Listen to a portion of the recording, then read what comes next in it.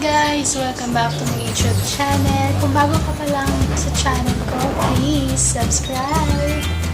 And click mo yung notification bell sa baba para maging updated ka sa mga bago kong i-upload na video. For today's video, gumawa po ako ng video para hindi madali maubos ang data mo. Like mo yun. Tips and tricks ko po para hindi madaling maubos ang data mo. So, just keep watching on this video. Hello guys! For today's video, ipapakita ko po sa inyo yung tricks ko and tips ko po paano hindi maubos agad ang data nyo. Please keep on watching. So, punta po tayo sa Mobile Manager po.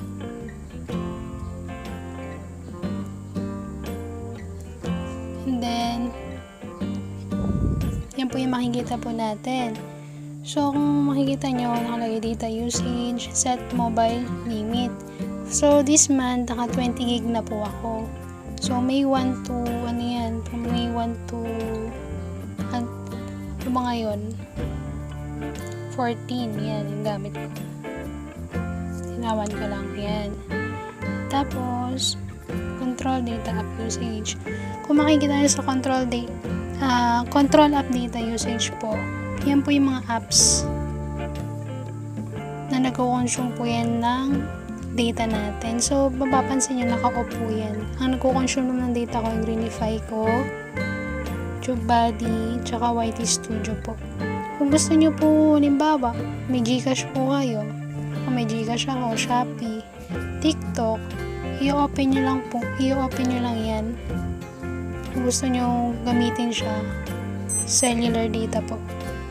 Kung ayaw nyo naman po, para hindi po maubos agad yung data nyo po, yung load nyo po, close nyo lang po yan para hindi po sa background. Yan. Dito naman po makikita nyo yung wifi. Sa wifi, lahat ng apps ko po. Halimbawa, pag nag-wifi ako, yan, lahat yan, magno-notify po yan. Automatic po yan sa wifi, mga naka-on po. Hindi naman po ako naka-wifi dito sa bahay kasi wala akong wifi. So, dito ako sa cellular.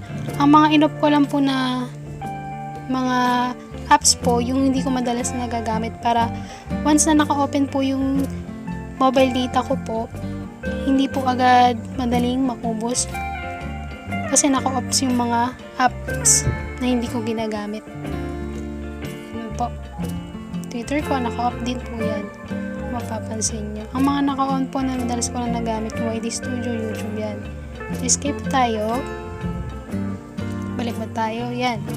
Makikita nyo. Punta tayo control app, data usage.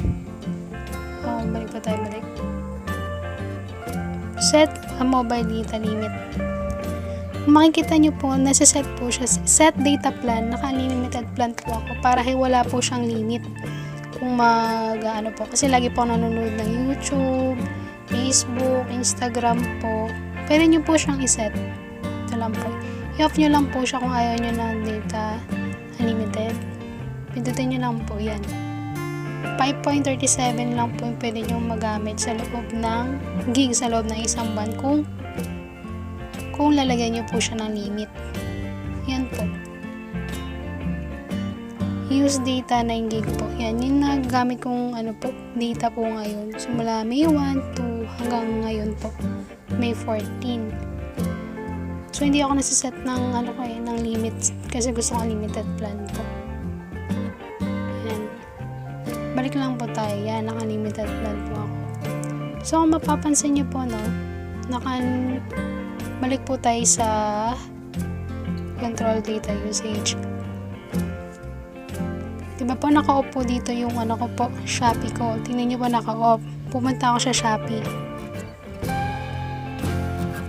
Punta tayo sa Shopee.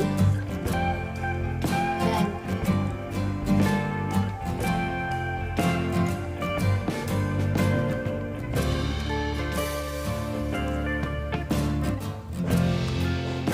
Ayan. Problem in loading this page kasi po naka-off po yung data ko. Ewan ko po Kahit naka-on po yan, din nyo po. Naka-on na po yung data ko, pero hindi pa rin siya naglo-load kasi naka-off po siya dun sa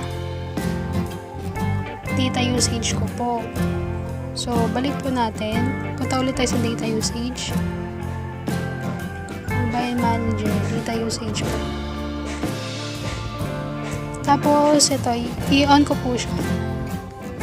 Shopee on. Hindi in-on ko na po siya. Balik tayo sa Shopee.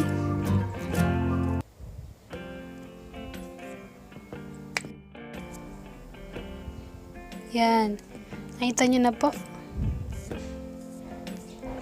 Nag-work na siya kasi in-on ko po sa data usage ko po.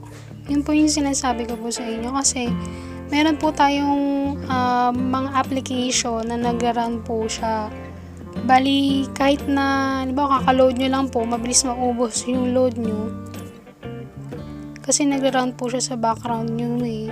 Umuubos din po siya ng load ng data nyo po. Pag naka-open yung data mo, mobile data nyo po.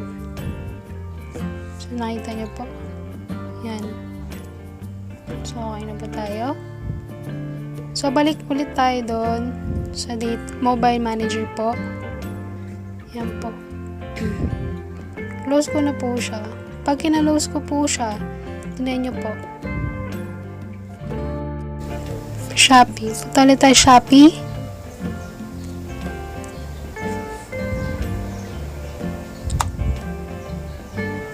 Tingnan nyo, ayaw niya mag-run.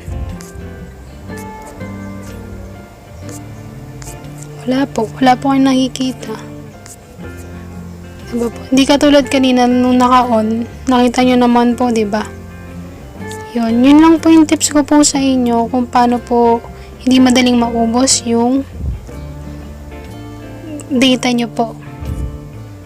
Doon lang po kayo pupunta sa mobile manager nyo po. Ulitin ko po. Sa mobile manager po. Pagkatapos, ang pipindutin nyo po is data usage. Tapos pupunta po kayo sa control app data usage. Pagkatapos, ito po yung mga apps. Nandito po yung mga apps na pwede nyong i-on po pag halimbawa gusto nyo po na i-on yung mobile nyo po. Halimbawa po, pag gusto nyo pong i-on yung gagamitin nyo po, magti-TikTok po kayo, on nyo po yan sa TikTok. Kung hindi naman kayo magti-TikTok, i-off nyo po para hindi po masayang yung load nyo po, para hindi madaling maubos. So, yun lang po mga ka-star, mga guys. Thank you for watching po. So, yun guys, kung nagustuhan nyo po yung video, like lang po kayo, mag-comment po kayo sa baba. Kung gusto nyo rin pong i-share, share nyo po. And then, yun na guys, thank you. Don't forget to subscribe. Thank you guys.